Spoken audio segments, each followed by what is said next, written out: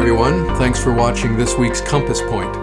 You know, one of the things a lot of people find confusing about the Bible is the fact that there are so many different translations. It is confusing sometimes. It might make us wonder, what is the best translation? Is there one that is more reliable than another? Of course, no one translation of the Bible is correct in every translation of every passage. And I want to illustrate that with you today. I want to read with you just part of Psalm 62, verse 2. In the NIV, the New International Version, that verse reads as follows: God alone is my rock and my salvation. He is my fortress. I will never be shaken. I love the idea of a fortress. That image suggests protection, a hiding place, a shelter in the storm. But is it true, as that verse seems to indicate, that we will never be shaken? That's why I think other translations of that verse are better. Listen to the way the ESV, the English Standard Version, among others, translates that verse. God is my fortress. I shall not be greatly shaken. Do you hear the difference? The NIV suggests that we will never be shaken. But this other version indicates that we will not be greatly shaken. There's an adverb in the original Hebrew, and the NIV translators take that to mean the capacity of being shaken, or the possibility of being shaken. I will never be shaken. But other translators see it not so much as something that describes the possibility of being shaken, but the intensity of it, which is why they render it as I will never be or not be greatly shaken. One person's reflections on this verse I really appreciate. Adverbs are usually dispensable, but this is an important little word. We are not just promised that everything will always be fine or painless or easy.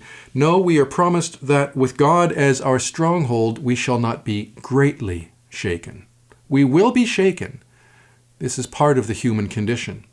And she's absolutely right about that. Many of us are feeling shaken right now. Our hope is shaken. Our confidence in the future is shaken. Our finances are shaken. We're shaking on every level. And that's why I like the description of not being greatly shaken better. Because it's honest. It's simply an accurate description of the way life sometimes is, even in our relationship with God.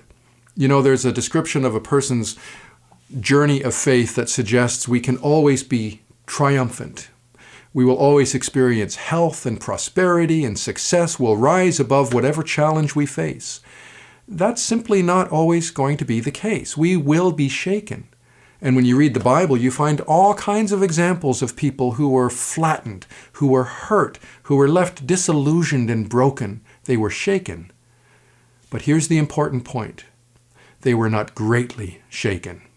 Not to the point where whatever crisis they were facing defeated them completely. The person I quoted earlier goes on to write this: God does not say to you that you will not be troubled. He says, you will not be overcome. A slight but incredibly huge difference. Just think of what the Apostle Paul writes in the New Testament when he describes all of his struggles with these words. This is from 2 Corinthians chapter 4. When he talks about his distress, he says, we are hard pressed on every side, but not crushed. Perplexed, but not in despair. Persecuted, but not abandoned. Struck down, but not destroyed. Shaken, but not greatly shaken. Not to the point where those situations completely destroyed him. Are you shaking now in your confidence, in your hope? Take heart.